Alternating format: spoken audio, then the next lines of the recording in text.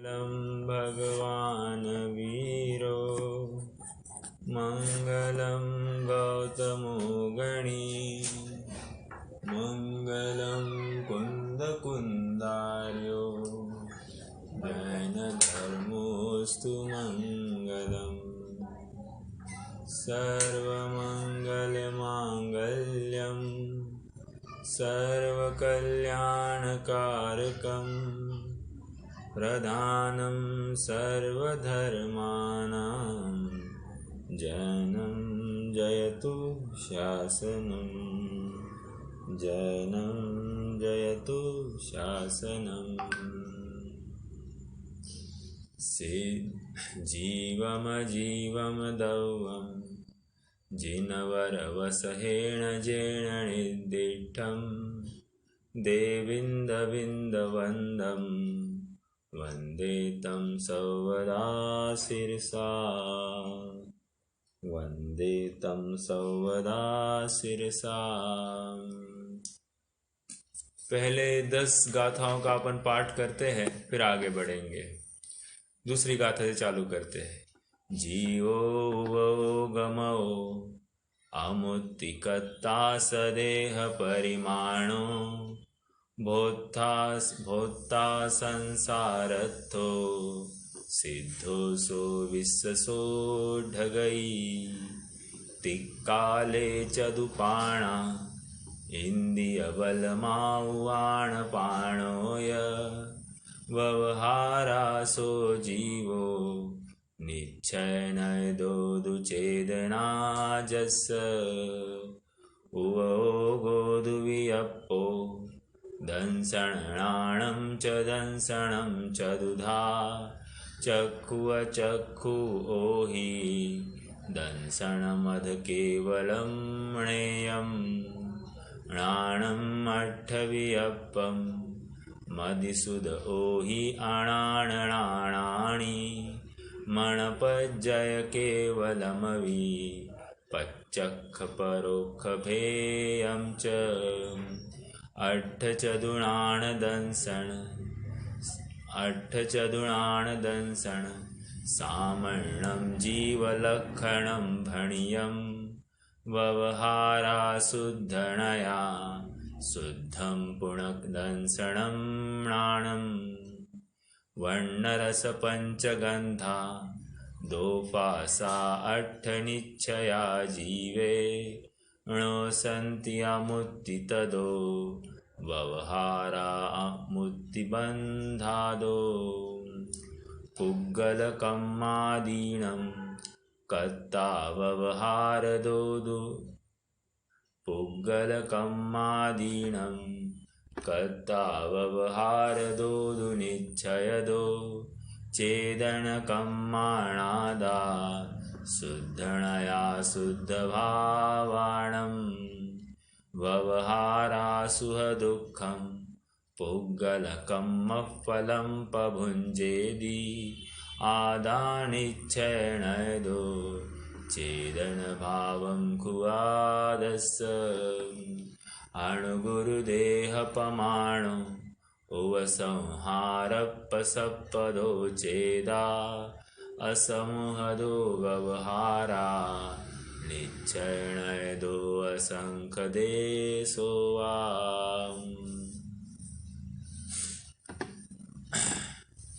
आचार्य नेमिचंद्र सिद्धांती देव द्वारा रचित यह परम मांगलिक ग्रंथ द्रव्य संग्रह, बृहद द्रव्य संग्रह और इसकी आचार्य ब्रह्मदेव सूरी द्वारा रचित यह टीका के माध्यम से हम विषय का अवगाहन कर रहे हैं। अब तक हमने 6 गाथाओं का प्रकरण देखा, जिसमें जीव संबंधी 2 बोलों को हमने समझा। पहला, जीवो, इस बोल के माध्यम से जीव अपने व्यवहार से 10 प्राणों से जीता है और निश्चय नय से अपने चेतना प्राण से जीता है, ऐसा आचार्य देव ने बताया। और पश्चात जीव उपयोग, इस बोल से जीव अपने एक चेतना प्राण से जीता जीव अपने ज्ञान दर्शन सामान्य से उसका उपयोग या लक्षण है, और निश्चय का कथन है परम शुद्ध निश्चय का। और बाकी जो ज्ञान दर्शन का भेद है या उसके प्रकार है, 11-12 प्रकार के जो उपयोग है, इनसे वह जीव जानता देखता है, ऐसा जो लक्षण बनाया जाता है वो व्यवहार की अपेक्षा, भेद की अपेक्षा या पर्याय की अपेक्षा तो उसे व्यवहार में लिया गया। तो ऐसे उपयोग की बात हो गई। अब अगर हम दूसरी गाथा को एक बार फिर से याद करें तो दूसरी गाथा में क्या कहा था? जीवो ओगमो अमुत्ति। अमुत्ति। अब तीसरा बोल कौन सा चलेगा? अमुत्ति। अमुत्ति मतलब अमूर्तिक है। तो अब यहाँ पर क्या बताया जाएगा? जीव अमूर्तिक है। तो अब किस नए से अमूर्तिक है, किस नए से मूर्तिक कहा जाएगा, ये अब इस गाथा में आएगा। हम सब मिलकर पहले गाथा का एक बार फिर से पाठ करेंगे और फिर उसका अर्थ समझने की कोशिश करते हैं।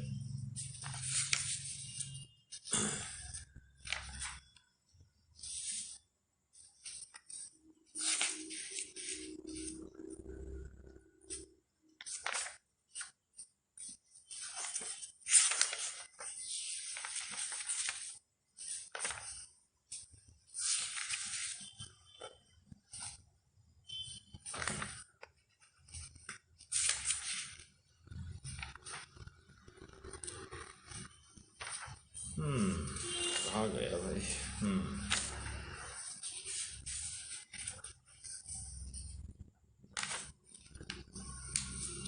वर्णरस पंचगंधा दो पासा अट्ठ निश्चया जीवे णो संति अमुत्ति तदो व्यवहारा मुत्ति बंधादो। क्या कह रहे हैं देखिए। वर्ण रस पंच गंधा दो फासा अट्ठ निश्चया जीवे णोसंति अमुत्ति तदो व्यवहारा मुत्ति बंधादो। मुत्ति बंधादो। ओके, क्या है देखिए। वर्ण मतलब वर्ण। रस, रस मतलब रस, रसना इंद्रिय संबंधी जो रस। पंच, पंच, पंच मतलब 5। गंधा घ्राणेन्द्रिय संबंधी गंध। दो मतलब 2 है, 2। फासा, फासा मतलब स्पर्श, फासा मतलब स्पर्श। स्पर्श 8, 8। निश्चया जीवे णोसंति, णोसंति। निश्चया जीवे णोसंति, ऐसा पढ़ेंगे। निश्चया जीवे णोसंति अमुत्ति तदो व्यवहारा मुत्ति बंधादो। व्यवहारा मुत्ति बंधादो। क्या कह रहे हैं अब फिर से समझते हैं अर्थ। अभी शब्दार्थ हमने देखा। णोसंति मतलब नहीं होता है। अमुत्ति मतलब अमूर्तिक। तदो इससे विपरीत। व्यवहारा व्यवहार से मूर्तिक है और बंध को प्राप्त होता है। ओके, ये इतनी बातें इस गाथा में आई। अब इसका अर्थ भी पढ़ेंगे। वर्ण रस पंच। वर्ण रस मतलब वर्ण 5 है, रस भी 5 है। ओके, 2 हो गए। गंधा 2, गंध 2 है। फासा 8, स्पर्श 8 है। निश्चया, यहाँ तक हो गया। निश्चया जीवेणो संति, निश्चय से ये जो अभी बताए वर्ण रस गंध और स्पर्श, ये निश्चय से जीव में नहीं है और इसलिए वह अमूर्ति, अमूर्ति, इसलिए उसे अमूर्ति कहेंगे। और इससे विपरीत यदि हम उसको स्पर्श रस गंध वर्ण वाला मानते हैं तो वो व्यवहार का कथन है और तब हम जीव को मूर्ति कहेंगे और वो बंध से युक्त भी कहेंगे। ओके, ये इसका अर्थ हो गया। गाथा का भावार्थ हम पढ़ते हैं एक बार। निश्चय से जीव में 5 वर्ण, 5 रस, 2 गंध और 8 स्पर्श नहीं है। नो संति, नो संति, इसलिए जीव अमूर्त है और बंध से व्यवहार की अपेक्षा करके जीव मूर्त है। तो यहाँ पर निश्चय और व्यवहार की परिभाषाएं लगाई है। हम अब थोड़ा सा विषय को समझते हैं। पहला शब्द है वर्ण। वर्ण, वर्ण किसे कहते हैं? तो संस्कृत में उसका एक परिभाषा है, वर्ण्यते अवलोक्यते चक्षुरिंद्रियेण यह स वर्ण। वर्ण्यते अवलोक्यते चक्षुरिंद्रियेण यह स वर्ण, अर्थात जो चक्षु इंद्रियों के माध्यम से देखा जाता है उसको वर्ण कहते हैं। ठीक है, तो इस न्याय से वर्ण कितने हो रहे हैं प्रश्न किया किसी ने, तो उन्होंने जवाब दिया 5 वर्ण है। 5 वर्ण कौन से हैं? तो बताया कि लाल, काला, पीला, नीला और श्वेत, सफेद। ओके, 5 है। फिर से बताऊं, लाल, काला, पीला, नीला और सफेद। ओके, 5 वर्ण है। कोई कोई हरित भी कहता है, लेकिन हरित की अपेक्षा नीला ज़्यादा योग्य है। मतलब नीले के बदले हरित कहते हैं, लेकिन हमको यहाँ पर नीला ही लेना है। ओके, तो ये 5 वर्ण है। आगे, वर्ण गुण का क्या परिणमन होता है या कितने प्रकार से? तो 5 प्रकार से परिणमन हो गया। फिर से किसी ने पूछा, मैं आपको एक प्रश्न करूं, पीला वर्ण, पीला वर्ण मुझे आम का दिखाई दे रहा है, तो मेरा प्रश्न है कि ये पीला, ये क्या है? गुण है, पर्याय है या द्रव्य है? पीला पर्याय है। कौन से गुण की पर्याय है?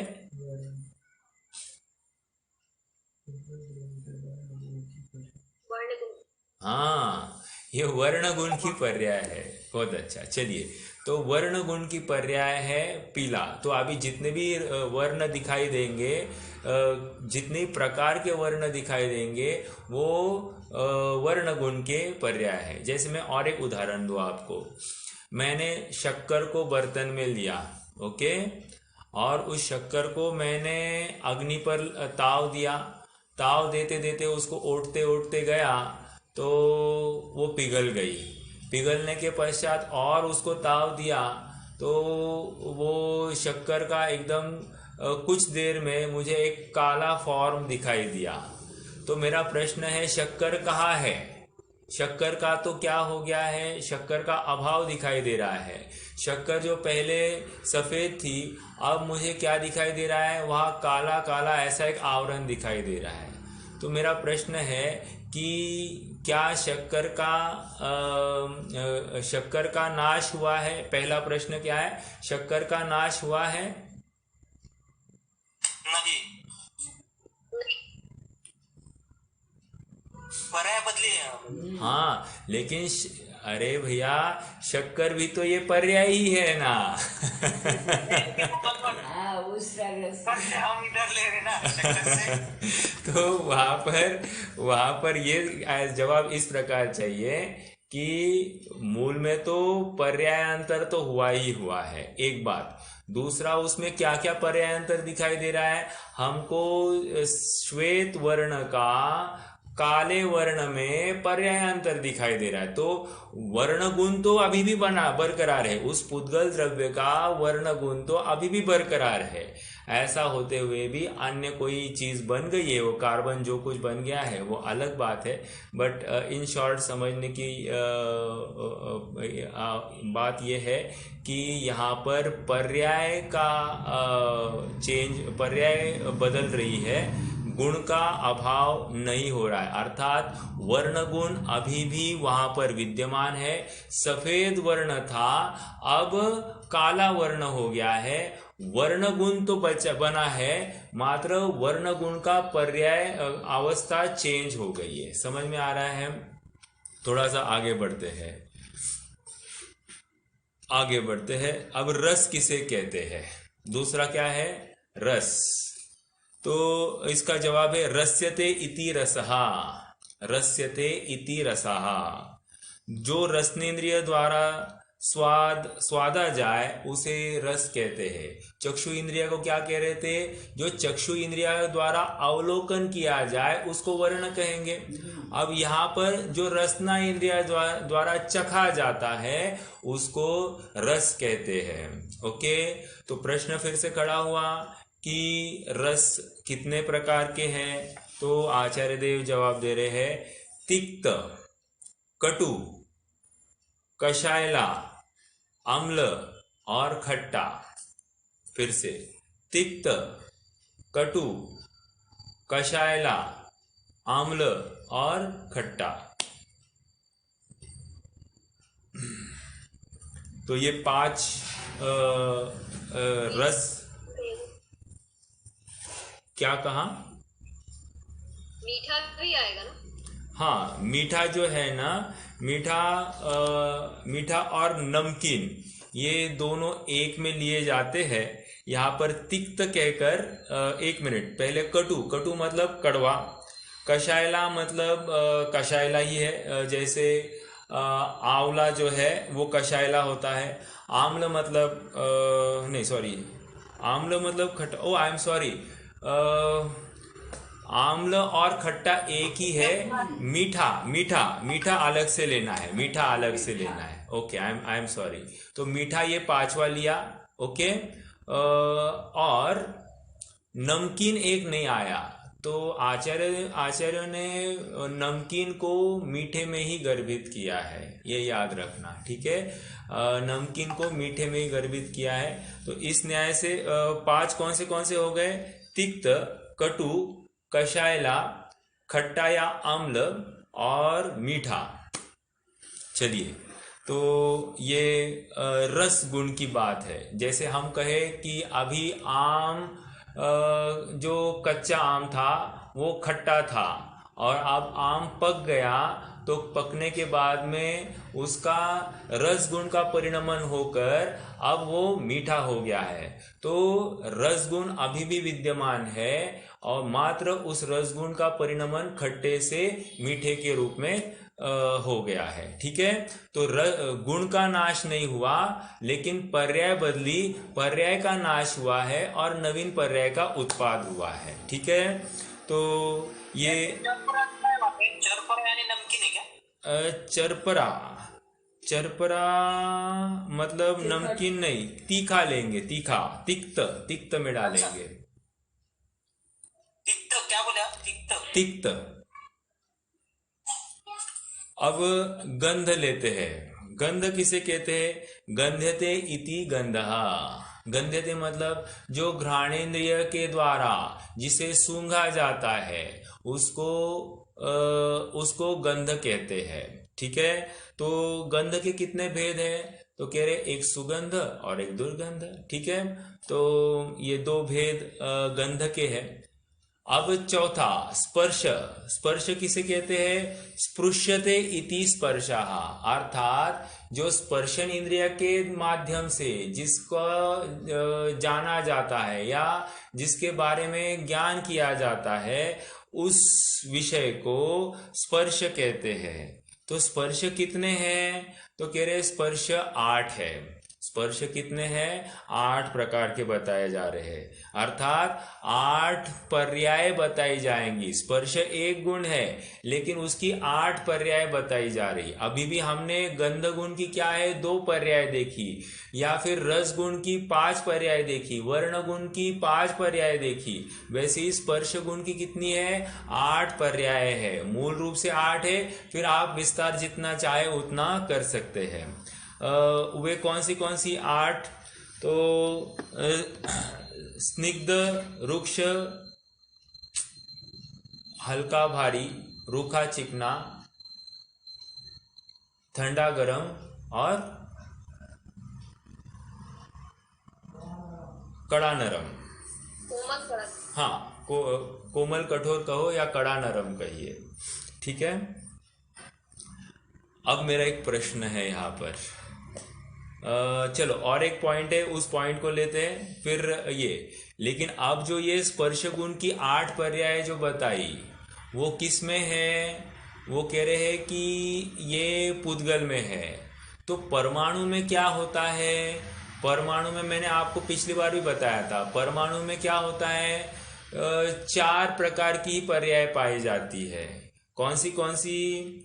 तो उसमें एक तो होता है ठंडा गरम, बराबर। एक मिनट, कौन सी है? हल्का भारी और मृदु कठोर। ये तो स्कंद में पाए जाते हैं। एक मिनट, तो कौन सी बची? स्निग्ध, रुक्ष और शीत उष्ण। स्निग्ध, रुक्ष और शीत उष्ण, ये 4 पर्याय परमाणु में पाई जाती है। तो फिर से यहाँ पर प्रश्न खड़ा हुआ, जैसे हमने दर्शन गुण के लिए, दर्शन गुण और ज्ञान गुण के लिए प्रश्न खड़ा किया था, क्या उपयोग 2 है या 1 है? तो मतलब दर्शन गुण अलग है और ज्ञान गुण अलग है या एक उपयोग है? तो किन्हीं आचार्यों का कथन था कि दर्शन गुण और ज्ञान गुण अलग अलग है, इसलिए उनका स्वतंत्र परिणमन हमको केवल ज्ञान और केवल दर्शन के रूप में दिखाई दे रहा है। और किन्हीं आचार्यों का कहना है कि नहीं, एक उपयोग गुण ही है। तो वहाँ पर कुछ विशेष खुलासा नहीं है। वैसे ही यहाँ पर भी परमाणु की अपेक्षा एक समय में 2 पर्याय, एक स्पर्श गुण की 2 पर्याय पाई जा रही है। ये ऐसा थोड़ा सा विशेष बात है कि या तो ठंडा गरम में से 1 और रूखा चिकना में से 1, तो 2 पर्याय एट अ टाइम होगी, ऐसा आचार्य का कथन है। तो इससे एक स्पर्श गुण की 2 पर्याय पाई जा रही है। हालांकि 1 गुण 1 पर्याय, लेकिन यहाँ पर 1 गुण और 2 पर्याय, ऐसी एक विशेष अवस्था पाई जा रही है। सो ये केवल ज्ञान गोचर बात है, कोई ज़्यादा खुलासा नहीं है, लेकिन जैसा है आपके सामने ये बात रखी।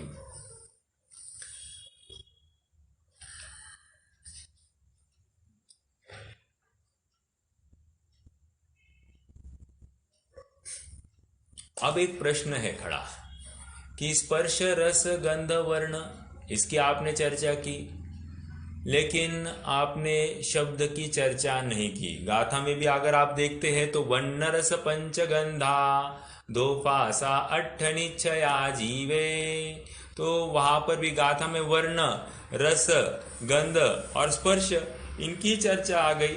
आपने शब्द की चर्चा की ही नहीं। मेरा प्रश्न है फिर कि आपने शब्द की चर्चा क्यों नहीं की? कोई बता सकता है? भाषा वर्ग नामे आता है शब्द। हाँ, तो हाँ, भाषा वर्गणा में आता है तो क्या हुआ? भाषा वर्ग का है। नहीं तो ये उन्होंने इसमें नहीं। पुद्गल है ना, वो भी तो पुद्गल की तो चर्चा है। पुद्गल है तो फिर पुद्गल क्यों नहीं बताया? वही तो प्रश्न है, गाथा में शब्द के बारे में कुछ नहीं बताया, तो क्यों नहीं बताया? पुद्गल का स्कंद है ना। पुद्गल का स्कंद है, बहुत अच्छा। तो यह मूर्तिक है, वह अमूर्तिक है शब्द, इसलिए नहीं। ओ माय गॉड, आप गलत है।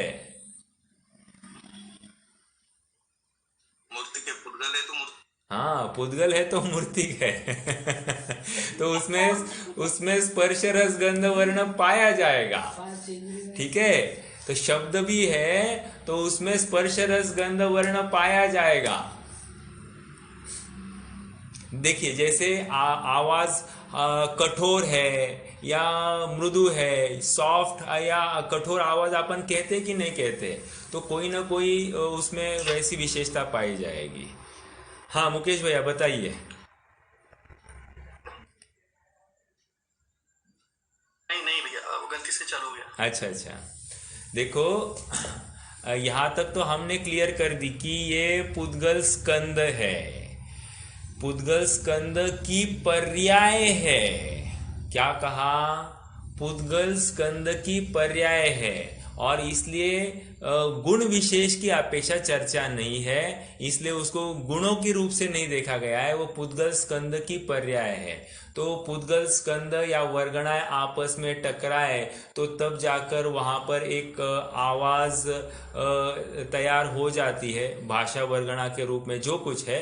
लेकिन ये शब्द जो है वो पुद्गल स्कंद की पर्याय है, पर्याय है, इसलिए यहाँ पर नहीं लिया। और वर्ण, रस, स्पर्श और गंध ये गुण है, और उन गुणों की पर्याय की हमने चर्चा की। समझ में आया? 5 प्रकार के गंध है, 5 प्रकार के वर्ण है, 2 प्रकार के गंध है, आई एम सॉरी, रस 5 है, वर्ण 5 है, गंध 2 है और स्पर्श 8 है।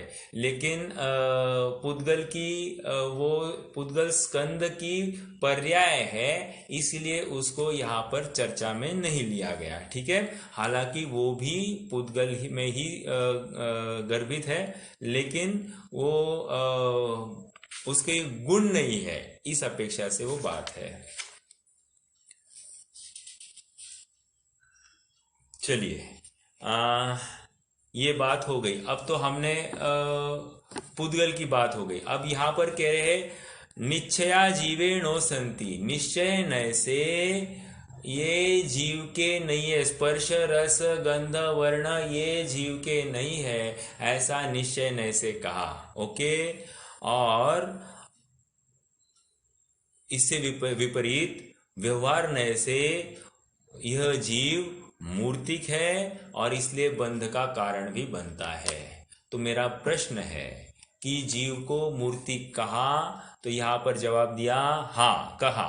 किस नय से? व्यवहार नय से। और जीव को अमूर्तिक कहा, हाँ कहा। किस नय से? निश्चय नय से। तो अब प्रश्न ये खड़ा हो रहा है कि व्यवहार नय है, जीव मूर्तिक है, तो किस नय से मूर्तिक कहा, और जीव अमूर्तिक है तो किस नय से अमूर्तिक कहा? अमूर्तिक 8वें नय से। अमूर्तिक 8वें नय से है, अर्थात परम शुद्ध निश्चय नय की अपेक्षा से यह जीव अमूर्तिक है। ठीक है, बहुत अच्छा। अब फिर व्यवहार नहीं है, मूर्ति का दूसरे नय से। जीव मूर्तिक है, ये दूसरे नय से आप कह रहे हैं। बिल्कुल, बहुत अच्छा। दूसरा नय मतलब अनुपचरित असद्भुत व्यवहार नय। ठीक है, चलिए। भैया जी, हाँ। ये शब्द के बारे में जो बोला था ना, उत्कल स्कंद की पर्याय है, तो वर्ण स्पर्श रस गंध अनेक परमाणु मिलके वो भी तो स्कंद ही हो गए, तो उनकी भी पर्याय ही हो गए ना। होने दीजिए, लेकिन वहां पर वर्ण गुण का स्वतंत्र रूप से परिणमन हमको कोई किसी न किसी वर्ण के रूप में दिखाई दे रहा है।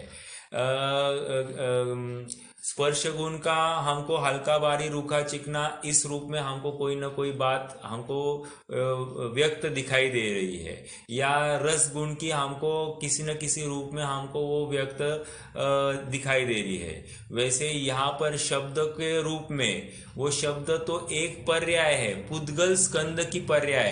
कौन सा गुण है इस गुण को खोला नहीं है, ये तो मात्र पुद्गल स्कंद की पर्याय है और उस पर्याय को भी पुद्गल के खाते में डाला है। देखो आपकी जानकारी के लिए बताओ कि शब्द को अमूर्तिक भी माना गया है। जैसे आकाश द्रव्य है वैसे ही शब्द को भी अमूर्तिक माना गया है, और अमूर्तिक होने से वो क्या हो गया, वो पुद्गल का विषय नहीं रहा, और ये कोई मान्यता है जो उसे अमूर्तिक मानता है।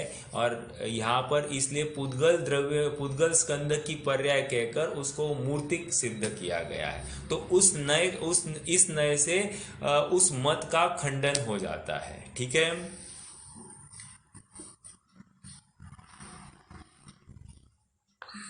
अब प्रश्न ये है कि आत्मा, संसारी आत्मा मूर्तिक है।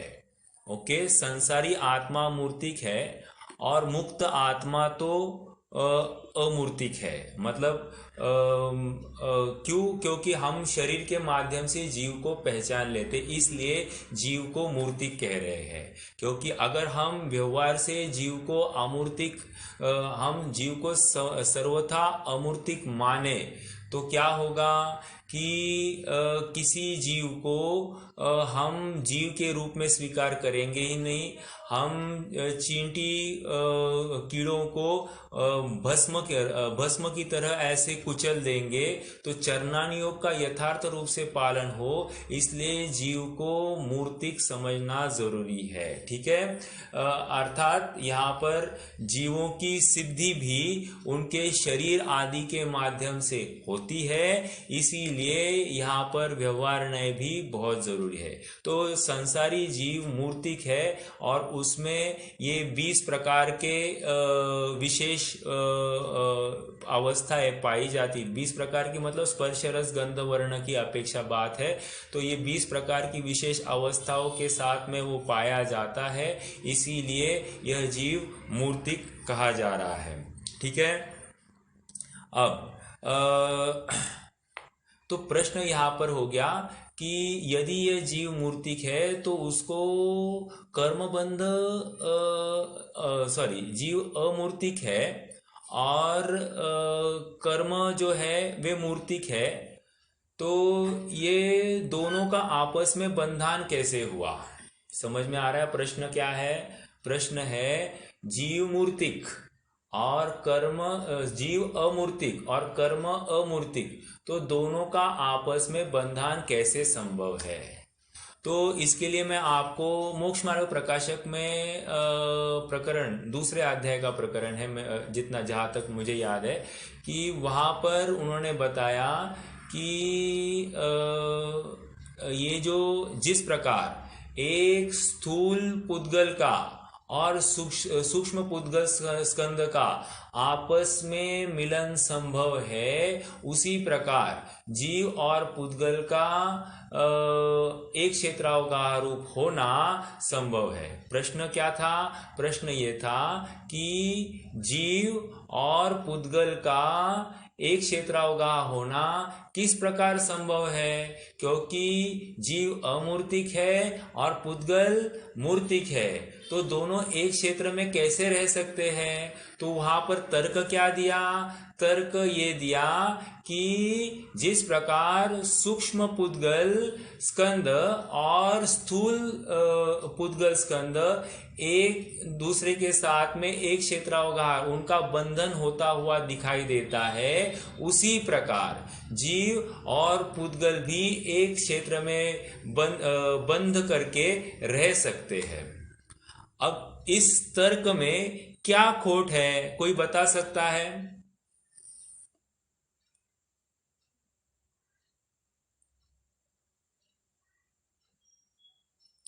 कितने जनों को ये तर्क याद है या समझा?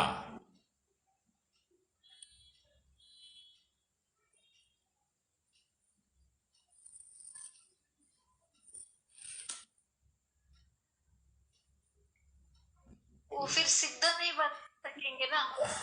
नहीं नहीं नहीं, मेरा प्रश्न तर्क आप फिर से मैं बताऊं, आप थोड़ा उपयोग देकर सुनना। प्रश्नकार ने प्रश्न किया है, क्या प्रश्न किया कि अमूर्तिक जीव और मूर्तिक कर्म का एक क्षेत्रावगाह रूप होना किस प्रकार संभव है, कैसे बंधन होता है।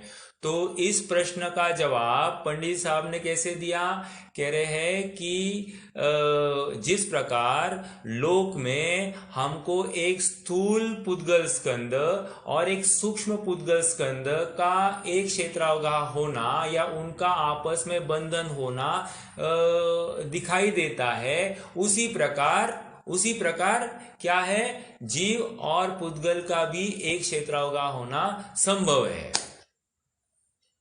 वह जो पहले जो बोले ना स्थूल और सूक्ष्म, वो दोनों ही पुद्गल है, लेकिन ये जीव और पुद्गल ये दोनों अलग अलग है ना। अलग अलग है, ठीक है।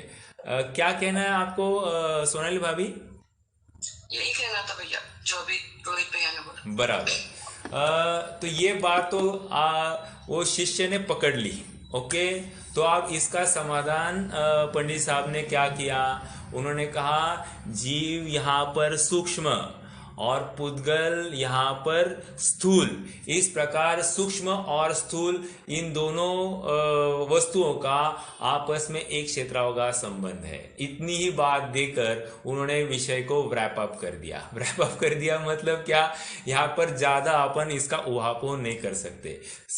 इनका बंधन होता हुआ दिखाई दे रहा है। अनादिकाल से यह जीव पुद्गल के साथ में एक क्षेत्रावगाह संबंध में पाया जा रहा है। अनायी संबंधों, गोमटसार कर्मकांड की दूसरी गाथा, अनायी संबंध, जीव और पुद्गल का अनादि संबंध, कणयो वले मलमवा, जिस प्रकार कनक और मल का एक क्षेत्रावगाह संबंध होना हमको अनादिकाल से दिखाई दिया है, वैसे ही यहाँ पर जीव और कर्म का अनादिकाल से एक क्षेत्रावगाह संबंध पाया जा रहा है। ओके, तो इतनी ही बात यहाँ पर है। यहाँ पर क्या लिया, सूक्ष्म जीव को लिया और स्थूल पुद्गल को लिया।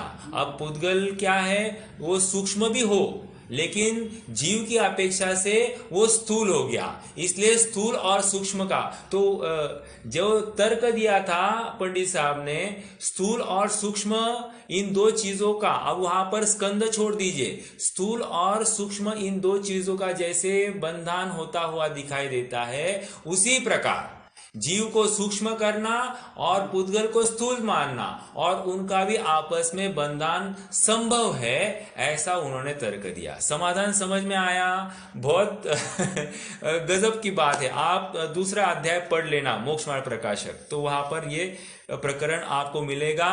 तो आपको अब इसका अर्थ समझ में आया तो और अच्छा भावाभासन होगा। चलिए आगे बढ़ते हैं।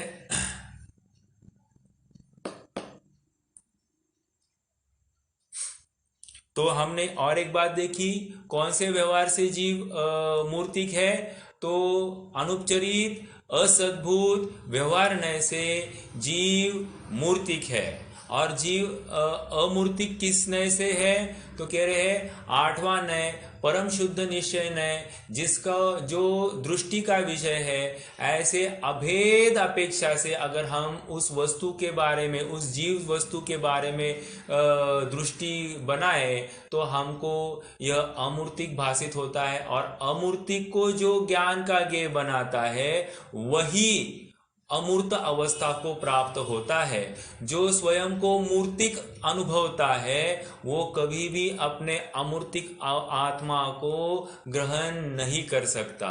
इसीलिए जो जो मेडिटेशन आदि के नाम पर जीव को सांस लो सांस छोड़ो, सांस लो सांस छोड़ो, उस सांस को अनुभव करो, मैं कर्मों को ग्रहण कर रहा हूं, मुझ में से कर्म बाहर निकल रहे, ऐसे ऐसे वो सब मूर्तिक पदार्थों के माध्यम से परिचय कराते हैं, उस अमूर्तिक पदार्थ की तरफ लेकर नहीं जाते हैं, तो उनसे आत्मा की प्राप्ति भी संभव नहीं है। ठीक है, चलिए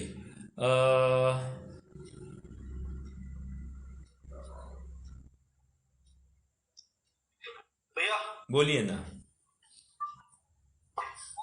हाँ, तो फिर ये इसमें ज्ञानार्णव में कुछ धारणाएं बताई है ध्यान के लिए, वर्षा में पर्जन्य धारणा वगैरह, तो ये उस कोटि में नहीं आएगा क्या? हाँ, वो धारणा का अंत में जो फल, देखो ज्ञानार्णव जो लिखा है मेरे ख्याल से शुभचंद्राचार्य ने लिखा है, बराबर? हाँ बराबर, आचार्य शुभचंद्र। शुभचंद्र ने अपना जो भाई है उनका, आपको मालूम है उनका इतिहास क्या है वैसे? भूत बली नाम।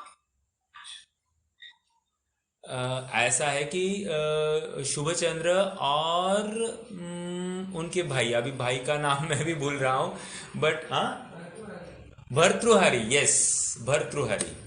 तो भर्तृहरि और शुभचंद्र ये दोनों सगे भाई है, ओके, और वो दोनों राजघराने के हैं। और ऐसा हुआ कि उनके पिता का जल्दी देहावसान हो जाता है। फिर चाचा ने क्या किया कि उसने जबरदस्ती से राज्य को ग्रहण कर लिया और इन दोनों को देश बाहर निकाल दिया। तो इनको, या इनके ऊपर कोई षड्यंत्र करके इनको मारने का यत्न किया। तो ये इनको जब पता चला तो ये भागकर निकल गए, और भागकर निकल गए तो इनको वैराग्य आ गया। वैराग्य आ गया तो एक ने जैनेश्वरी दीक्षा ले ली और दूसरे ने मतलब जैनेश्वरी जिनागम का आश्रय लिया, और दूसरा कुछ अन्य मत, तापसी जैसे मत में वो प्रवृत्ति करने लग गया। तो भर्तृहरि ने सोना कैसे बनाया जाता है उसमें उसने प्रवीणता मिलाई, और शुभचंद्र पूरा यहाँ पर। तो 12 वर्ष के बाद जब इनका मिलान हुआ तो शुभचंद्र को लगा कि मैं मेरे भाई जो भटका हुआ है उसको सही रास्ते पर लाऊं, तो उसके निमित्त से उन्होंने ज्ञानार्णव लिखा। तो वहां पर जो ध्यान आदि की धारणाएं बताई है वो उस मत में मान्य है, उस मत में मान्य है, इस अपेक्षा से है। देखिए कहीं कहीं वहाँ जो सामने वाले को जो बात प्रसिद्ध हो उसके माध्यम से उसको परिचय कराना और फिर अपने विषय में लाना। तो बिल्कुल यहाँ तक कि आप सदासुख दास जी की जो टीका है रत्नकर्ण श्रावकाचार्य की, उसमें भी अगर आप देखते हो तो ध्यान के प्रकार बताए हैं, और वे सब प्रकार को उसमें भी रूपस्थ ध्यान आदि आदि सब है। तो बिल्कुल, तो रूप आदि की बात वहां पर भी स्वीकृत है। तो किसी अपेक्षा से रूप का अवलंबन लेकर अरूपी ऐसे वस्तु पर स्थिर कराना है, तो वो धीरे धीरे होता है। मैं सर्वथा ये नहीं कह रहा हूं कि वे अमूर्तिक मानते ही नहीं है, बिल्कुल मानते हैं, लेकिन वहां पर एकांत की बात आती ही आती है। ठीक है, एक बात तो चलिए ये हो गई। और कोई प्रश्न है? समाधान हो गया भैया आपका? हाँ भैया, मैं एक बार फिर से I will revert back. Okay, मेरे पास ठीक है। चलिए, तो अब प्रश्न ये है कि हम जीव को क्या माने, इस संसारी जीव को वर्तमान में हम कैसे अनुभवे, तो ये प्रश्न है। तो इसका जवाब कोई दे सकता है? वर्तमान में हम अपने जीव को कैसे अनुभवे? अनुभवे मतलब अभी इसका निर्णय कैसे करें? विज्ञान के माध्यम से। हाँ, वो अनुभवन मतलब मेरा कहना है कि इसको हम कैसे समझे। तो इसका जवाब इतना ही है कि व्यवहार अपेक्षा यह जीव मूर्तिक है, और निश्चय अपेक्षा यह जीव अमूर्तिक है। ऐसे तो इस न्याय से जीव मूर्तिक भी है, अमूर्तिक भी है, ऐसा दोनों अपेक्षाओं से जीव को ग्रहण करना चाहिए। ठीक है, और दृष्टि का विषय एक अमूर्तिक आत्मा ही है, ये भी याद रखना है। चलिए, ये गाथा एक बार पढ़ लेते हैं और फिर अगली गाथा में बढ़ते हैं। वर्णरस पंचगंधा दो फासा अठ निश्चया जीवे णो संति अमुत्ति तदो व्यवहारा मुक्ति बंधादो।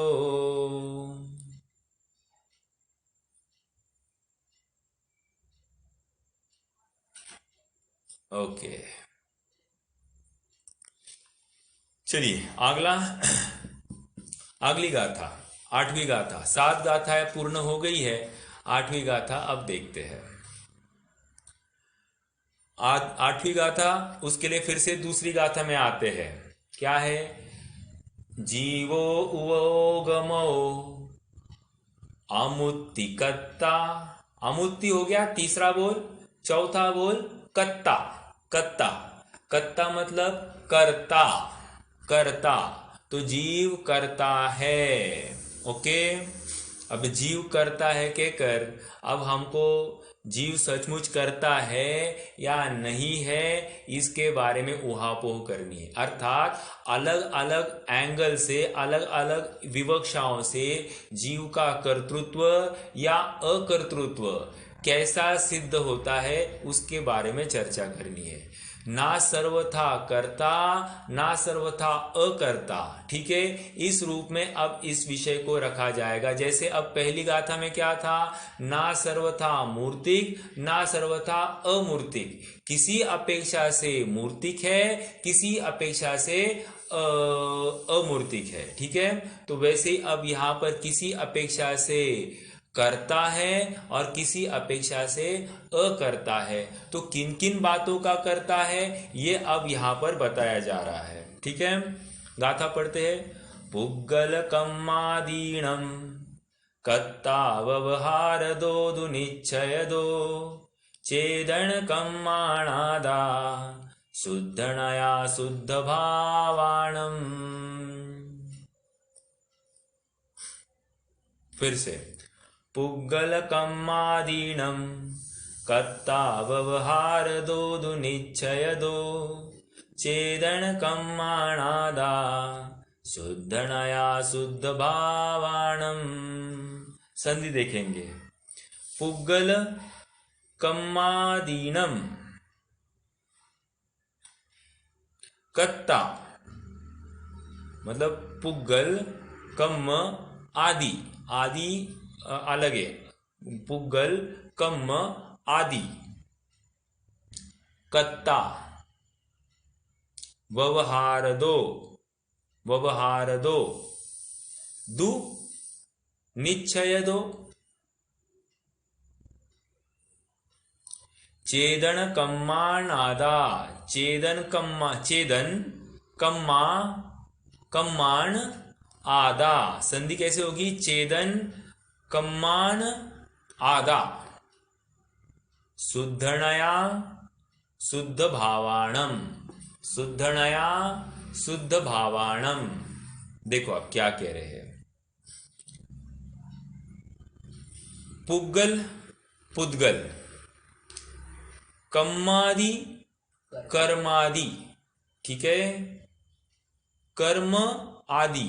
ओके, अब आदि इस शब्द में भी कुछ बात है, चर्चा करेंगे, लेकिन शब्दार्थ पकड़ रहे अपन। कत्ता, कत्ता मतलब कर्ता, व्यवहार दो व्यवहारणय से, और निश्चय दो, निश्चय दो चेदन कम्माण आदा, निश्चय नय दो निश्चय नय से चेदन कर्म का कर्ता आदा, आदा मतलब आत्मा,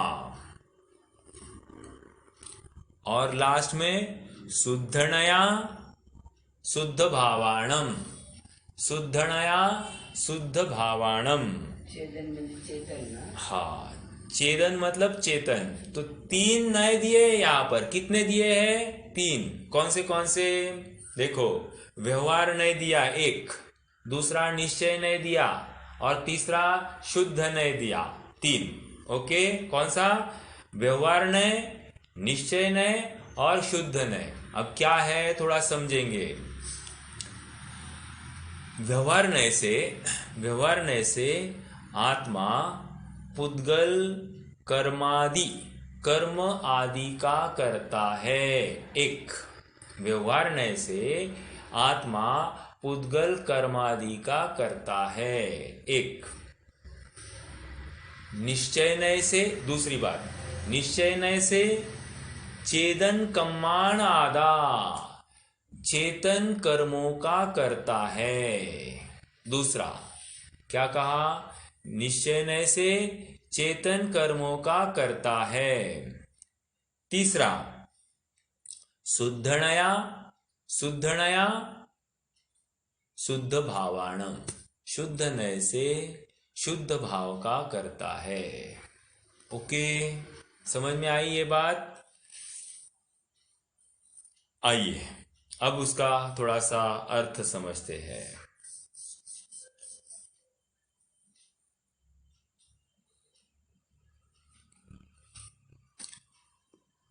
पुग्गल कम्मादीनम, ठीक है, पुग्गल कम्मादीनम, व्यवहार नय से आत्मा पुद्गल कर्मादि का करता है।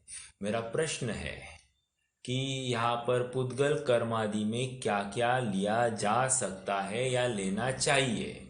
जस्ट एक इमेजिनेशन, आप सब कहाँ तक सोच रहे हैं ये मैं समझू। द्रव्य कर्म, द्रव्य कर्म, ओके, और कुछ? या द्रव्य कर्म final, full and final? No कर्म भी आएंगे, नो कर्म भी आएंगे, ठीक है।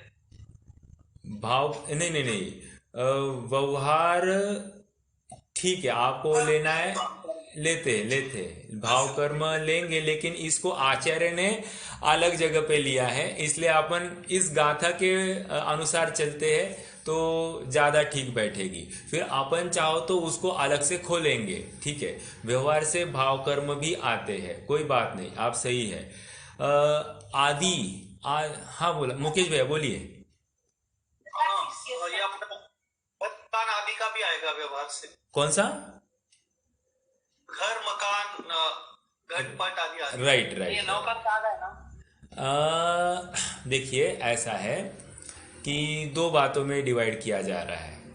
अगर आप नो कर्म में आपके अभिप्राय में स्त्री पुत्र मकान आदि भी है तो कोई प्रॉब्लम नहीं, ओके। लेकिन यहाँ पर आदि में इन्होंने उसी मतलब टीकाकार ने इसी प्रकार खोला है क्या कि एक तो द्रव्य कर्म का करता है 1, दूसरा नौ कर्म का करता है 2, और तीसरा अपने आहार वर्गणाओं का भी करता है। मैंने क्या कहा? आहार वर्गणा का करता है। अब ये थोड़ी सी बात का चर्चा करनी है, आहार वर्गणा क्या है। देखिए आदि में क्या लिया? नौ कर्म और आहार वर्गणाएं। तो अब यहाँ पर एक बात और है, अपन ने जो नयों की उस दिन परिभाषा देखी थी, 8 नयों को हमने एकदम रैपिडली देखा था। वहां पर हमने क्या कहा था कि जो नय स्त्री पुत्र मकान जायदाद धन संपत्ति देश विश्व आदि सबको अपना कहता है, वो उपचरित असद्भुत व्यवहार नय, ठीक है। तो वो उपचरित असद्भुत व्यवहार नय को यहाँ पर ये आहार वर्गणाओं के माध्यम से लिया गया है, ठीक है। उसमें किस में लिया है? आहार वर्गणाओं के माध्यम से। क्यों? ये रुपया पैसा क्या है? आहार वर्गणाएं है। ये घर की दीवार क्या है? आहार वर्गणाएं है। ये गाड़ी क्या है? आहार वर्गणा से बनी है। जितनी भी चीजें हमको दिखाई दे रही है वे सब आहार वर्गणा से बनी है, ओके। तो इस न्याय से उन पर्टिकुलर उन आहार वर्गणाओं को जो शरीर से देह से भिन्न है, देह को नो कर्म में लिया, और नो कर्म का नो कर्म, फिर से नो कर्म का नो कर्म, उसको भी नो कर्म कहते हैं, लेकिन नो कर्म का नो कर्म ये संयोग है, ओके। नो कर्म का नो कर्म ये संयोग के रूप में कह रहे हैं। तो उसको पहले नय का विषय उपचरित असद्भुत व्यवहार नय का विषय, ओके। दूसरा नो कर्म, जीव नो कर्मों का करता है, अर्थात इस शरीर का करता है। ये कथन जो हो गया शरीर का करता है, ये हो गया दूसरे नय का विषय। और साथ साथ जीव अपने द्रव्य कर्म का करता है, ये भी दूसरे नय का विषय हो गया। अनुपचरित असद्भूत व्यवहार नय। जैसे मैं एक उदाहरण दूं, आपको ज्यादा विषय को समझने में आसानी हो जाएगी। जीव ने कर्मों का नाश किया तो यह कर्तृत्व आया कि नहीं? जीव करता है किसका? कर्म के नाश का। कौन से कर्म का? शरीर के नाश। ओके, तो द्रव्य कर्म के नाश का कर्ता हो गया। तो द्रव्य कर्म ये कौन से नय का विषय हो गया? दूसरे नय का विषय। दूसरा, जीव ने उसने आत्मघात कर लिया। आत्मघात किया तो इसने क्या किया? अभी उपचार से यहाँ पर प्राणों का घात किया, तो प्राणों का घात यहाँ पर वो नौकर्म की शरीर के किसी अंग का छेदन करके अपना घात किया। ओके, तो डायरेक्टली उसने द्रव्य कर्म में कुछ नहीं किया, लेकिन नौकर्म के आश्रित विषय को उसने वहां पर कुछ छेड़खानी की और उसने घात किया। तो ये क्या हो गया? ये फिर से नौकर्म भी दूसरे नय का विषय। समझ में आया? या फिर मैंने अपने शरीर को मेंटेन कर रखा है। ओके, तो ये मेरा वजन 70 किलो के ऊपर कभी गया ही नहीं है, 70 किलो मेंटेन है। तो ये जो है ये कर्तृत्व की भाषा, नौकर्म, शरीर के अपेक्षा ये कथन जो चलता है, ये क्या हो गया? ये दूसरे नय का विषय। या हम किसी को मिलते ही पूछते क्या बात है, आज बहुत दुबले दिखाई देते हो, क्या बात है, तबीयत सुधर गई है। ये जो कुछ है ये किसके अपेक्षा कथन चलता है? वो दूसरे नय का विषय। ओके,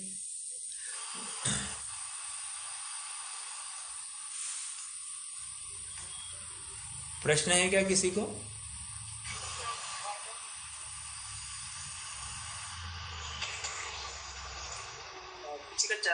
ये चालू हो गया। हाँ, ठीक है। अगर म्यूट कर सकते हैं तो मुकेश भैया म्यूट कर दीजिए ना उनको।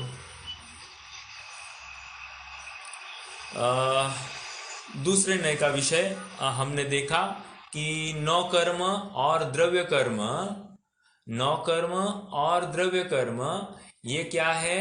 ये दूसरे नय का विषय बनते हैं। नौकर्म का कर्ता कहना और द्रव्य कर्म का कर्ता कहना, ये दूसरे नय का विषय। अर्थात किसी जीव ने तीर्थंकर प्रकृति का बंध किया, तो ये क्या है? ये दूसरे नय का विषय। समझ में आ रहा है क्या? ठीक है। तीर्थंकर के देह का प्रमाण 500 धनुष था, तो 500 धनुष ये क्या हो गया? नौकर्म के आश्रित कथन, दूसरे नय का विषय। ये समझ में आया क्या? तो इस प्रकार अपन नौकर्म का कर्ता कहना या द्रव्य कर्म का कर्ता कहना, ये दूसरे नय का विषय। और स्त्री, पुत्र, मकान आदि धन संपत्ति, राज्य, देश, विश्व आदि सबका कर्ता कहना, ये पहले नय का विषय हुआ, जहां पर आहार वर्गणा के आश्रित सब बातें होगी। ठीक है, तो किसी न किसी अपेक्षा से जीव करता है। लौकिक व्यवहार भी इस रूप में चलता है, इसलिए ये बात सच है। लेकिन ये जीव इनका कर्ता हो नहीं सकता है। उपचार से ये कथन किया जाता है। ऐसा लौकिक व्यवहार होने से इसको उपचरित या अनुपचरित असद्भूत व्यवहार ने कहते हैं। ओके, उपचरित नवकर्म आहार वर्गणा की अपेक्षा और अनुपचरित नौकर्म और द्रव्य कर्म की अपेक्षा। ठीक है आकाश भैया, एक पॉइंट अपना बचा है। वैसे दूसरे नय का और एक विषय बनता है। सभा में कोई भी होगा वो अगर बता सकते हैं दूसरे नय का और एक विषय क्या है तो आनंद होगा।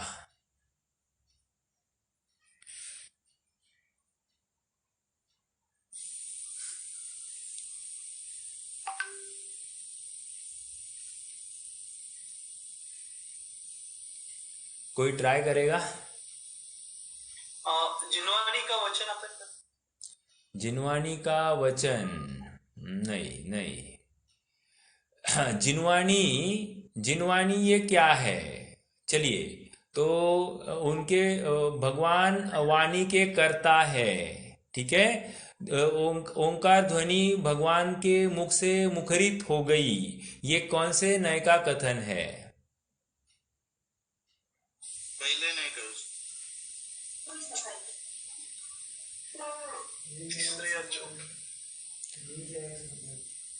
नो, ये दूसरे नय का विषय। वाणी खिरी भगवान के केवल ज्ञान में भगवान उस वाणी के कर्ता है। उस नौकर्म वर्गणाओं का खिरना, नौकर्म की अपेक्षा बातें चल रही है, तो वो क्या है? वो दूसरे नय का विषय है। या कर्म का उदय वहां पर अगर देखते हैं तो भी दूसरे नय का विषय, और वाणी का खिरना अपने आप में दूसरे नय का विषय है। जैसे मेरी आवाज निकलती, मैं मधुर स्वर का करता हूं, ओके, वहां पर वे करता नहीं है, ये कोई श्रुत ज्ञान वैसा घटित कर रहा है। लेकिन मेरी आवाज मधुर है ये कहकर क्या है, ये नौकर्म वर्गणाओं की अपेक्षा, नौकर्म की अपेक्षा मैं चर्चा कर रहा हूं, तो बिल्कुल या फिर सुस्वर नामक नाम कर्म की अपेक्षा चर्चा करूं तो भी दूसरे नय का विषय। और वो भाषा वर्गणा ही एकदम मधुर भाषित हो रही है, वो भी दूसरे नय का विषय ही होगा, नौ कर्म की अपेक्षा। मैं तो ये कह रहा हूं, ज्ञान ज्ञेय संबंध, ज्ञान ज्ञेय संबंध अर्थात केवली भगवान लोकालोक को जानते हैं, ये ज्ञान ज्ञेय संबंध है, और ये दूसरे नय का विषय बनता है। और इस नय से मेरी आवाज, मान लीजिए अभी खाली आवाज सुन रहे आप आंखों से नहीं देख रहे हैं, मात्र सुन रहे हैं, तो सुनते हुए ये ज्ञान ज्ञेय संबंध की अपेक्षा ये मेरी आवाज आप सुन रहे हैं, आप सुनने के कर्ता हो रहे हैं, ये भी ज्ञान ज्ञेय संबंध, ये दूसरे नय का विषय। ये समझ में आ रहा है क्या? थोड़ा सा विशेष अपेक्षा खोली। केवली भगवान जो जान रहे, वैसे हम भी तो जान रहे हैं ना, तो इस अपेक्षा से ये ज्ञान ज्ञेय संबंध की अपेक्षा ये दूसरे नय का विषय हो जाता है। ओके, चलिए,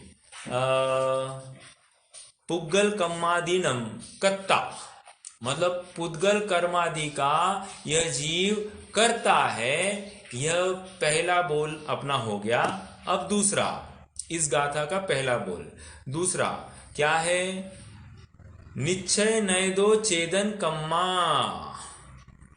निश्चय नय दो चेदन कम्मा, निश्चय नय से यह जीव अपने चेतन कर्मों का करता है। चलिए अब इसके ऊपर चर्चा करते हैं। निश्चय नय यहां पर कौन सा लगाएंगे?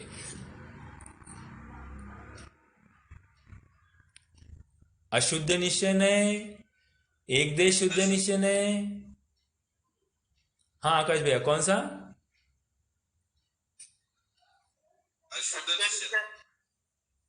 अशुद्ध निश्चय नय, बराबर है। अशुद्ध निश्चय नय से यह अपने चेतन कर्मों का करता है। यहाँ पर जो राग द्वेष आदि विकारी भाव कर्म है, उन भाव कर्मों को जीव को, भाव कर्मों का जीव को करता कहना, ये निश्चय नय की अपेक्षा कथन खड़ा किया गया है।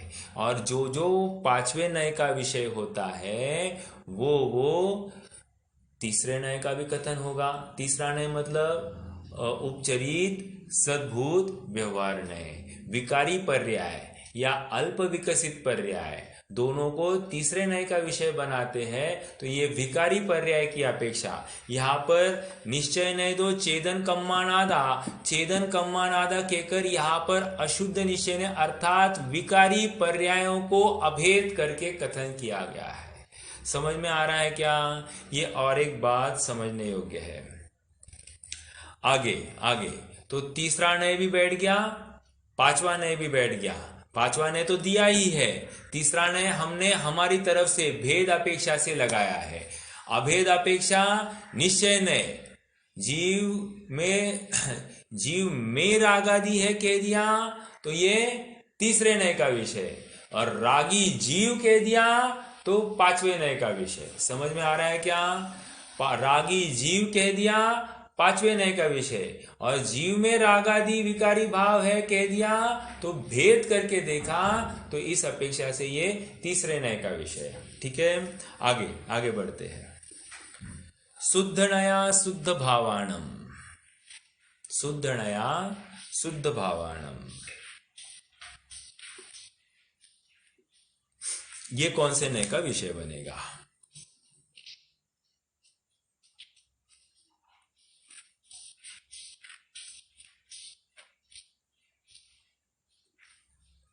ये आठवें नय का विषय बनेगा। ठीक है, आठवें नय का विषय थोड़ा सा आठवां नय का विषय वैसे जीव करता है या अकर्ता है?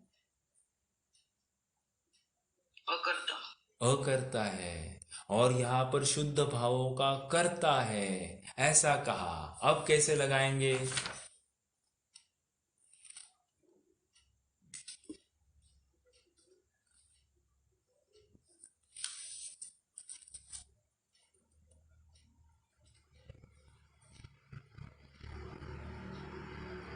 स्वभाव है।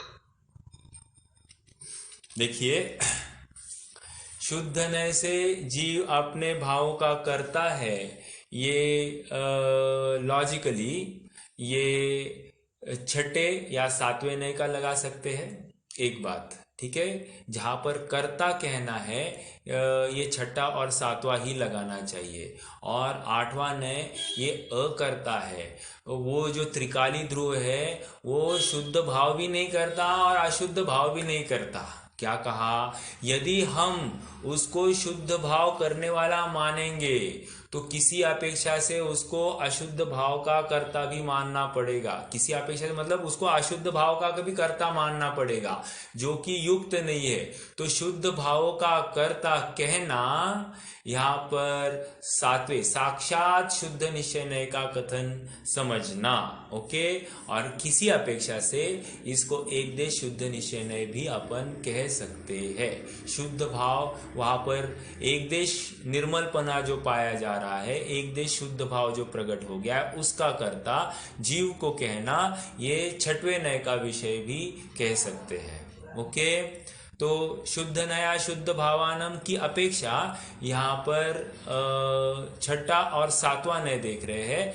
आठवें नय में मैंने पहले आपको आठवां नय का बताया था, लेकिन आठवां नय अकर्ता है और अकर्ता यह त्रिकाली ध्रुव हो नहीं सकता, कर्ता यह त्रिकाली ध्रुव हो नहीं सकता है। इस न्याय से वो अकर्ता ही है। और शुद्ध नया शुद्ध भावानम ये साक्षात शुद्ध निश्चय नय या एक देश शुद्ध निश्चय नय, इस अपेक्षा से वो शुद्ध नया शुद्ध भावानम। देखो, मैं यहां से प्रश्न पढ़ता हूं, प्रश्न के माध्यम से ये बात समझ में आएगी। शुद्ध भाव का कर्ता जीव किस प्रकार किस शुद्ध नय से है? तो उसका जवाब है शुद्ध निश्चय नय से जीव शुद्ध भावों का कर्ता है। शुद्ध भाव से यहाँ क्या तात्पर्य है? मलिनता से रहित अनंत ज्ञान, अनंत दर्शन, अनंत सुख और अनंत वीर्य आदि शुद्ध भाव। तो ये तो डायरेक्टली सातवें नय में गया। ठीक है, इन शुद्ध भाव का कर्ता कौन जीव है? तो इन शुद्ध भावों का कर्ता पूर्ण शुद्ध निश्चय नय से तो मुक्त जीव और अरहंत और सिद्ध प्रभु है। भावना रूप एक देश शुद्ध निश्चय नय से छद्मस्त अवस्था में अंतरात्मा शुद्ध भावों का कर्ता है। तो अपेक्षा लगाई तो एक देश शुद्ध निश्चय नय से जितनी भी निर्मलता इस जीव में हो गई है, उस निर्मलता का कर्ता इस जीव को कहना, ये एक देश शुद्ध निश्चय नय का कथन। और पूर्ण शुद्धता प्रकट हो गई है तो उस पूर्ण शुद्धता का कर्ता कहना, ये सातवें नय साक्षात शुद्ध निश्चय नय का कथन है। ठीक है, अब प्रश्न खड़ा किया, परम शुद्ध निश्चय नय से जीव किसका करता है? तो कह रहे परम शुद्ध निश्चय नय से जीव अकर्ता है। इस नय से अभिप्राय, इस नय के अभिप्राय में निज में भी कर्ता कर्म भेद नहीं है, समस्त भेद विकल्प पर्याय की दृष्टि से रहित अखंड विषय परम शुद्ध निश्चय नय का विषय। अर्थात वहां पर कर्ता कर्म ऐसी कोई भी भेद विवक्षा नहीं पाई जा रही है कि जीव कर्ता है, कर्म है, करण है, संप्रदान है, अपादान है, अधिकरण है। ये षटकारक की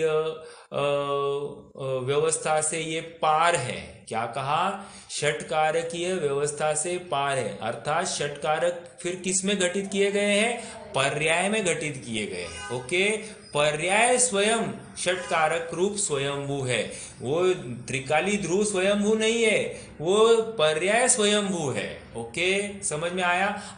हमने जो वितराग विज्ञान की में जो षटकारक का पाठ देखा था, और आप हम सबको एग्जाम में भी ये षटकारक के माध्यम से स्वयंभू को समझाइए, ऐसा प्रश्न भी आया था। तो वहां पर षटकारक से स्वयंभू है ये समझने का अर्थ वो पर्याय स्वयं स्वयंभू है, ये उसका अर्थ है। त्रिकाली ध्रुव स्वयंभू है ऐसा नहीं लेना। क्यों? त्रिकाली ध्रुव अकर्ता है, वो तो कुछ करता ही नहीं है। ये पर्याय में षटकारक रूप से कर्ता जीव, कर्म जीव सब वो कर्म में घटित किया, लेकिन वो पर्याय की अपेक्षा है। ठीक है, जीव ही करता है। देखो, यह परिणमति स कर्ता प्रश्न, अभी देखो मैं ये प्रश्न पूछ रहा हूं, थोड़ा सा इसका जवाब दीजिए। यह परिणमति स कर्ता, ये कौन से नए का कथन होगा?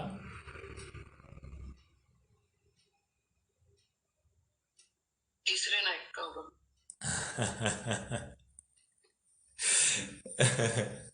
अपेक्षा लगाइए, बराबर है, बोलिए। ठीक है,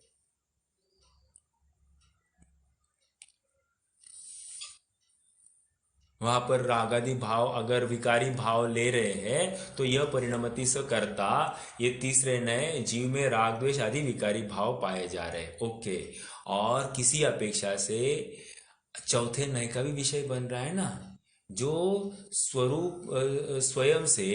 देखो देखो देखो, जैसे अभी हमने पहले उपयोग लिया, उपयोग में क्या दिया? ज्ञान दर्शन सामान्य, ये 8वें नय का विषय लिया था, याद है आप सबको? तो ज्ञान दर्शन सामान्य, मात्र ज्ञान दर्शन सामान्य, कितना जानना है, कैसा जानना है वो भूल जाओ, लेकिन जाननपना है कि नहीं, देखना और जाननपना है कि नहीं, बस वो देखना जाननपना की तरफ से यदि हम वस्तु को देखते हैं तो क्या हो गया? वो गुणभेद अपेक्षा हमने चौथे नय का विषय लिया, और अभेद अपेक्षा वो 8वें नय का विषय। तो यह परिणमति स कर्ता ऐसा अगर लेना है तो ये चौथे नय का विषय हो सकता है। किस अपेक्षा से? कि वहाँ पर जो अपने ज्ञान भाव रूप ही परिणमित हुआ है, पुद्गल स्पर्श रसगंध वर्ण रूप परिणमित नहीं हुआ है, तो वो जो जाननपने रूप ही परिणमित हुआ है, उस अपेक्षा से हम इसको चौथे नय में डाल देंगे ये। लेकिन 8वें नय का अगर डालना है तो वो अकर्ता ही लेना पड़ेगा। ठीक है, तो ये थोड़ा सा समझना। व्यवहार में हमने भेद करके, क्यों भेद सो व्यवहार, इस अपेक्षा से वहां पर विषय को खड़ा किया।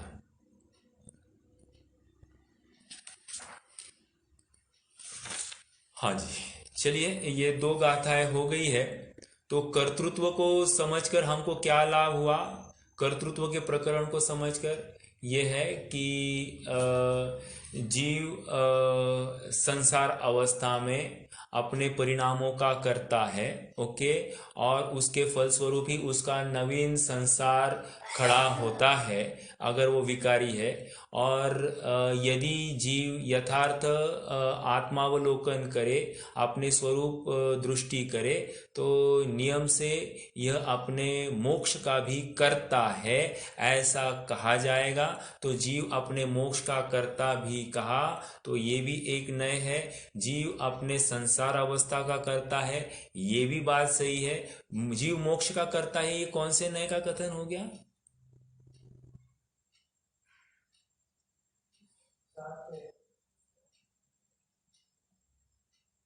जीव मोक्ष का करता है, ये कौन से नए का कथन है? तीसरे चौथे दोनों मोक्ष का। अच्छा, आप अगर तीसरा कहते हो तो तीसरे की अपेक्षा ये होनी चाहिए कि साधक अवस्था वाली दशा, साधक अवस्था या अल्प विकसित पर्याय की अपेक्षा ये तीसरे नय में लेंगे, या उसी को हम छठे में डालेंगे, एक देश शुद्ध निश्चय निर्मल पर्याय। और मोक्ष अवस्था का, देखो मोक्ष अवस्था का कर्ता कह रहे तो सातवें नय का विषय 100% जा रहा है, और हमने इसको छठे में भी क्यों डाला? क्योंकि मोक्ष कोई एक क्षेत्र का नाम नहीं ले रहे। मोक्ष मतलब अपने आत्मा में स्थिति, अपने आत्मा में स्थिति, इसको ही यदि हम मोक्ष कहते हैं तो मोक्ष अवस्था का कर्ता ये छठे नय का विषय इस प्रकार बिठा सकते हैं। और वो क्षेत्र की अपेक्षा वहां पर स्थित हो गए सिद्ध क्षेत्र में, तो फिर वो सातवें नय का विषय या चौथे नय का विषय, चौथे नय का विषय या सातवें नय का विषय वो हो सकता है। ठीक है, क्योंकि मोक्ष अवस्था ये एक पर्याय है, और वो पर्याय भेद अपेक्षा, निर्मल पर्याय की अपेक्षा चर्चा कर रहे हैं तो चौथे नय का विषय होती है, और अभेद अपेक्षा से चर्चा करते हैं तो वो सातवें नय का विषय बनती है। और जीव की अपने में ही स्थिरता, और अपनी स्थिरता मतलब अपने आत्मा में गया वही मोक्ष है, मोक्ष अन्य किसी जगह पर नहीं है, ऐसे भी कथन मिलते हैं कि नहीं? तो उस मोक्ष का अर्थ ये छठे नय का विषय भी हो सकता है, और जो छठे नय का विषय है वो साधक अवस्था की अपेक्षा भेद रूप तीसरे नय का विषय भी बन जाता है। ठीक है, क्लियर हो रही है बात? चलिए, कोई प्रश्न है तो पूछिए, नहीं तो रुक जाएंगे।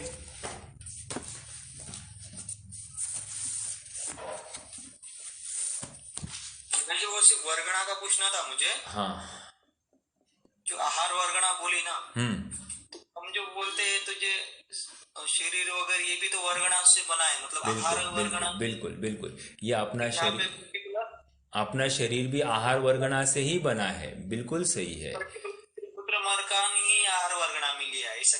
हाँ, ये इसलिए क्योंकि वे भी तो आहार वर्गणा से ही बने। जैसे अपन गेहूं रोटी, गेहूं चावल ये सब खाते, दाल खाते, वो क्या है? वही है ना, ये तो वर्गणा। ये कपड़ा क्या है? अपने शरीर का जो भी वो सब वही है, मतलब ये कपड़ा भी तो किसी न किसी का शरीर है। अभी सोना चांदी पहनते, वो क्या है? आहार वर्गणा है। किसी रूप से क्या कहा? जो भी दिखाई दे रहा है सब आहार वर्गणा। बस जो भी दिखाई दे रहा है वो आहार वर्गणा। यहाँ पर आप जो कह रहे हैं ना, शरीर को 9 कर्म में लिया, और शरीर भी यद्यपि आहार वर्गणा से ही बना है, लेकिन अपना शरीर, अपने शरीर को अलग, और बाकी जितने भी दिखाई दे रहे वो शरीर वो अलग। ओके, तो उनको भेद करने के लिए, अपने से पर का अलग विलगीकरण करने की अपेक्षा से वो कथन किया गया, आहार वर्गणा को अलग डाला और 9 कर्म को अलग लिया। हालांकि 9 कर्म में आहार वर्गणा ही है, बिल्कुल सही है, लेकिन यहाँ पर मात्र वो पहले नय का विषय कैसे बन रहा है उसको दिखाने की अपेक्षा ये कथन किया गया। ओके, ठीक है। चलिए, तो जिनवाणी स्तुति करते हैं। निज निधि निज में बताई, यह अनंत उपकार